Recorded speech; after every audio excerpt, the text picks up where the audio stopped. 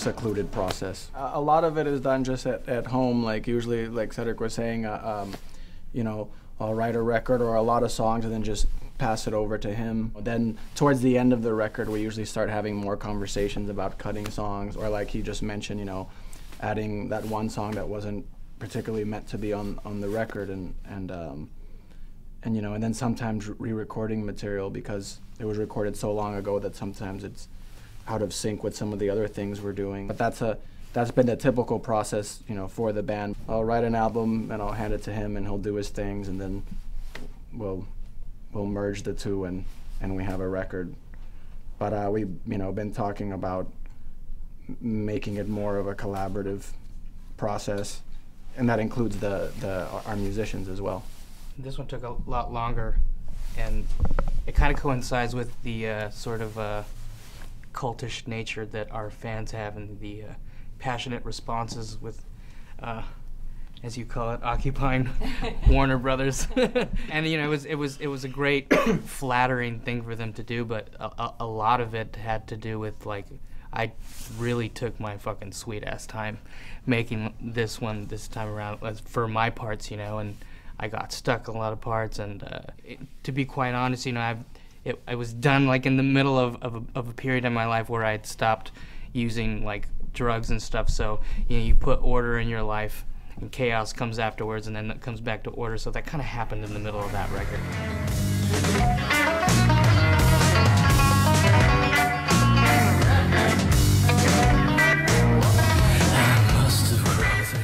Like you said, this one took a long time, and there's something really important about that and the difference, because you know, before that we just did a record every year, year after year, and so now this is you know, hopefully laying a whole new groundwork for a whole new environment in general, but and of course when we go on tour and stuff.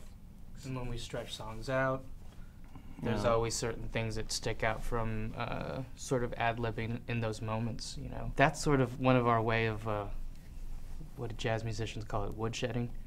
I think out of woodshedding you can come up with these ideas, like the most catchy moments or whatever happens kind of stick with you. You start repeating them during the ad-libs or the improvisations, and they kind of become this idea, you know. So that naturally kind of happens.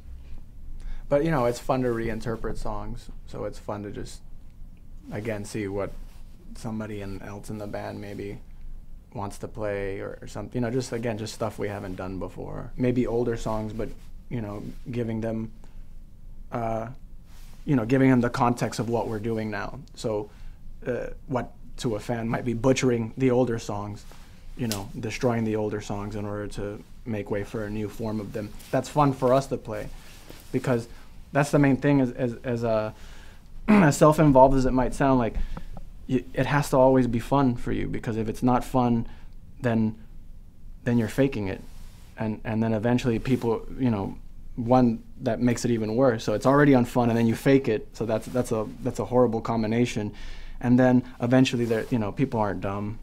Eventually people see right through that, and then what do you have? You know, the only reason we have anything is because we've always tried to be as, you know, put as much into our music and to what we're doing that is of us as possible, you know. And so if we start getting into these things of like what songs we should or shouldn't play, you know, the guidelines just have to remain very simple, which is like, well, what's fun for you? You know, what do you like singing? Because I like playing this, and that guy likes this part. So, you know, how do we make it fun for, you know, for the collective?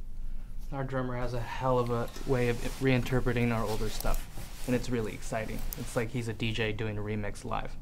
Right. And that's just so challenging. It's so much fun. I can only equate it to maybe what the Beastie Boys must have felt like having Mixmaster Mike on the stage and him dropping stuff out on them, and it doesn't sound like Paul's Boutique, but it's a Paul's Boutique jam, you know, and you're just like, wow, it's a so much different version, but I get to witness this live. That's why the live experience is so important. You pay for an individualized kind of exclusive moment that may not happen again.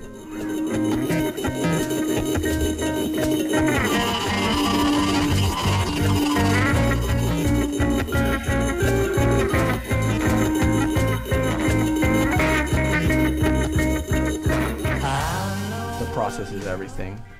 like he's saying, the end result is almost, you know, is useless. For us, you know, it's cool. We have a product, and, you know, and then people can hear our music, but you can't apply that in your everyday life. You know, what you go through when you make a record, or when you make a meal, when you have a relationship, you know, what happens during the process, that's where life is. You know, like he's saying, like he went through an extreme change, you know, mental change, and it's those things that he can, you know, that he can take away to be a better human being.